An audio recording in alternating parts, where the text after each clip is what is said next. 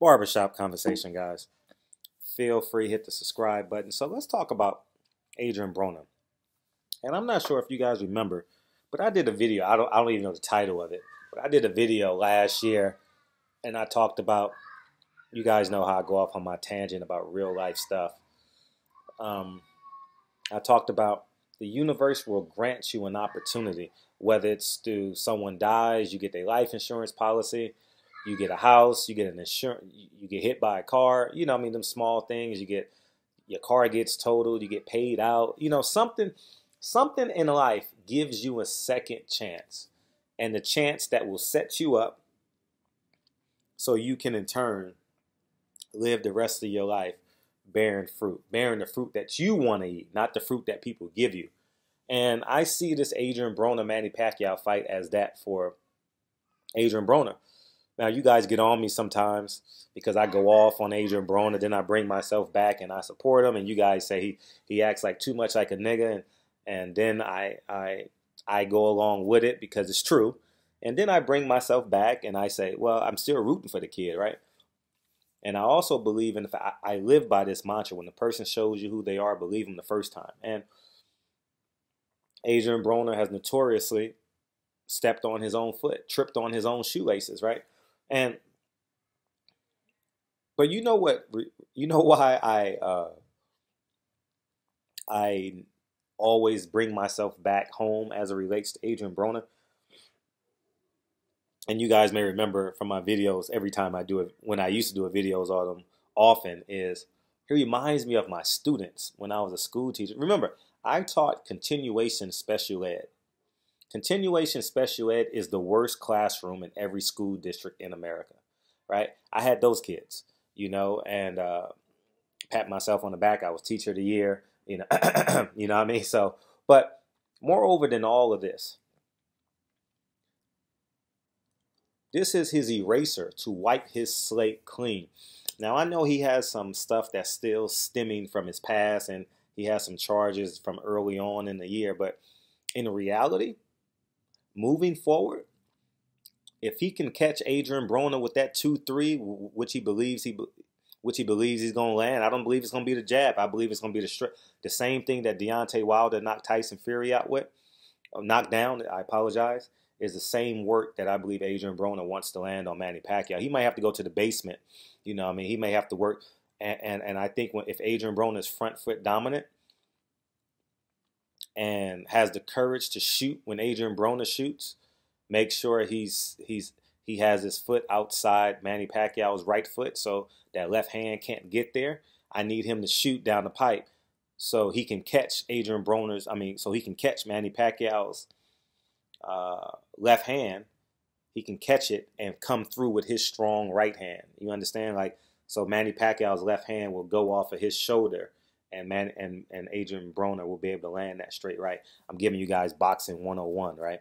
So you got to get in the ring to understand what the hell I'm talking about, you know. So, but as I say all this, this is the chance of a lifetime.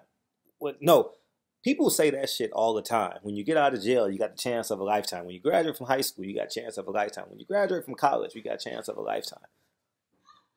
But literally,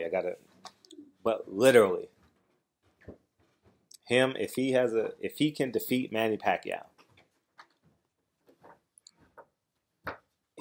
let go. Great. I took it out. I took the biscuits out already. Let me go upstairs and finish this video. We cooking, giving baths, and all that. Dre is on call tonight, so we start our late night routine kind of early when she works overnight. So, anyways, as I digress back into, I'm upstairs now. Now I can talk. So he literally has a chance to wipe his slate completely clean. And I don't mean completely clean like his charge is going to go away. People going to forget what he did.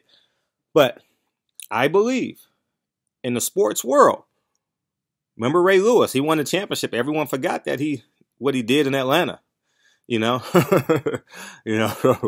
He became like this inspirational preacher, pastor, football player, but people, the ideas that people had, it will supersede Adrien Broner's mishaps, right? Him defeating Manny Pacquiao will break the internet, will break the consciousness of people as it relates to the idea of Adrien Broner. And I know his team watches my videos, but I just need them to fully understand. I don't give a damn if you got to drive 6 miles to get him the kind of water that he desires. I don't give a damn if he left his gloves in Cincinnati, Ohio, and you got to go back and get them. These next 9 days, it's the 9th, tomorrow's the 8th. I mean, tomorrow's the 9th. He fights on the 19th. These next 10, 11 days, you guys got to be locked in from the chef all the way to the trainer and everything else in between. Adrien Broner's in there somewhere. You guys got to be locked in because a loss will cost him millions of dollars. A win will basically, in my humble opinion, because his next fight is going to be big on pay-per-view if he defeats Manny Pacquiao, because people are novice for the most part. Like, people love novelty. People love stories. People love Cinderella stories. That's why Creed is so good. You know what I mean? That's why it does great numbers. They drop it on the holidays when people are together. That's why the lottery gets up to $1 billion. Everyone loves the thought of their imagination coming to fruition. You understand what I'm saying? So I said all this to say, Adrien Broner, you better focus your ass off.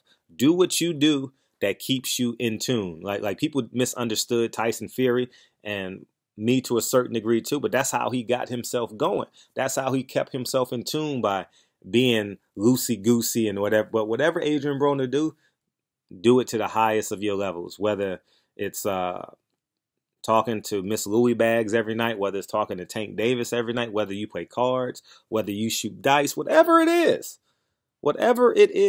make sure you do it to stay focused. Nothing gets off track.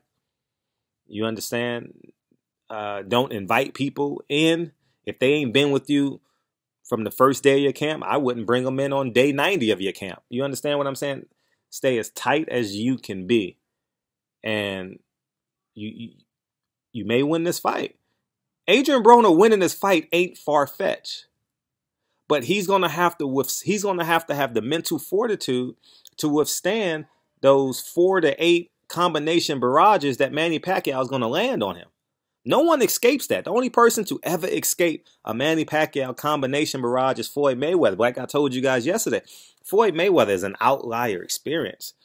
No one is Floyd Mayweather. You know what I mean? No one is capable of replicating Floyd Mayweather in the ring. Shit, outside the ring in terms of $1 billion.